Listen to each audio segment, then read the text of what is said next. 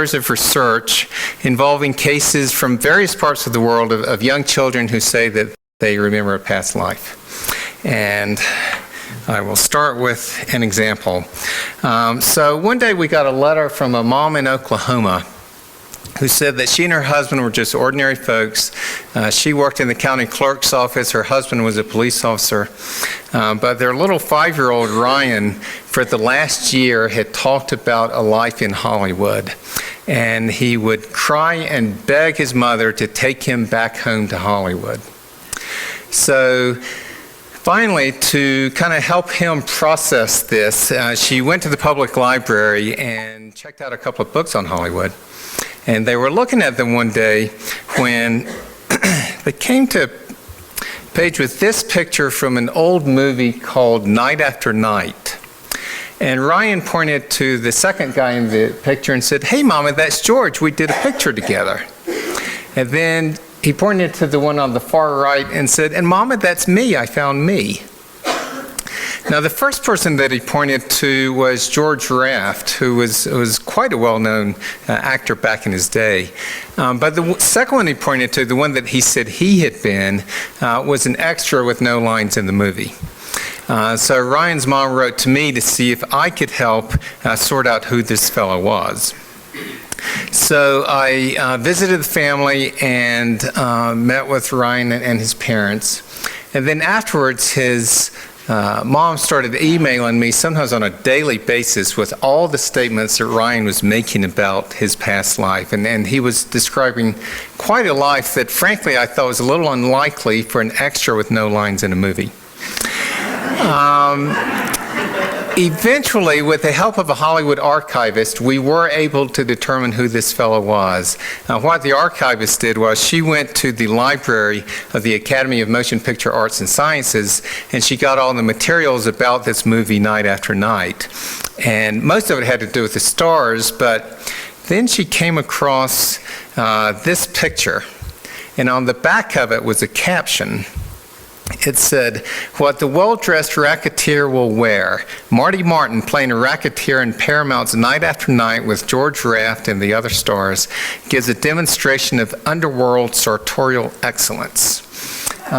So then I watched the movie again to make sure that we had the right guy, and later confirmed with Marty Martin's family that in fact that was who Ryan had pointed to. And even though I thought it was unlikely that an extra would have the kind of life that Ryan described, it turned out that Marty Martin did. So Ryan said how he had danced on stage in New York. Well, Marty Martin danced on Broadway. And Ryan said that he then went to Hollywood and worked in the movies, which Marty Martin did, mostly working on dancing in the movies.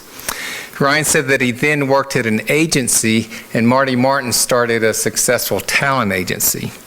Ryan said he saw the world from big boats and talked about going to Paris. Marty Martin and his wife went on the Queen Mary to Europe and visited Paris. Ryan said that he had a big house with a swimming pool, which Marty Martin did, and Ryan said that the street address had the word Rock or Mount in it, and Marty Martin lived on North Roxbury.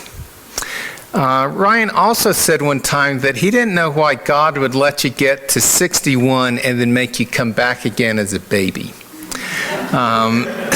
which is an interesting question. So Marty Martin died in 1964, and his death certificate said that he was only 59 when he died. So it looked like that was one that Ryan was wrong about. But then Marty Martin's daughter and his stepson both said that actually he was 61. So I looked into it and found a passenger list, 3 census records, and 2 marriage listings that all gave ages that meant, in fact, Marty Martin was 61 when he died and not 59. So even though the death certificate had said 59, Ryan was correct when he said 61. Now, I mentioned Marty Martin's daughter. She was only 8 when he died. But I met with her and went over all of Ryan's statements. There was a lot about her father's life that she didn't know because she was so young when he died, including didn't know about one of his sisters. But between talking with her and the records that we were able to get, we were able to eventually verify that over 50 of Ryan's statements match with Marty Martin's life. And then we had a meeting where we had Ryan meet Marty Martin's daughter, who of course is now solidly middle-aged.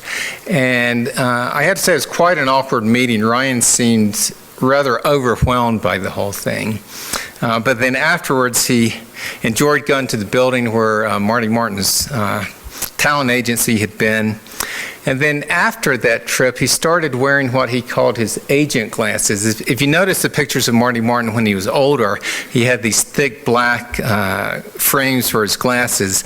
And Ryan got some glasses. I think these were 3D glasses from a movie theater, but what he called his agent glasses that he started wearing. And his shirt says they'll make a movie about me someday. And I don't know if that's true, but its case was featured on the NBC Nightly News. And the main events of this case took place now 8 years ago. So Ryan is now 14 and doing very well. He's doing very well academically and socially, and things are going well for him. So now to tell you a little bit about how this work got started.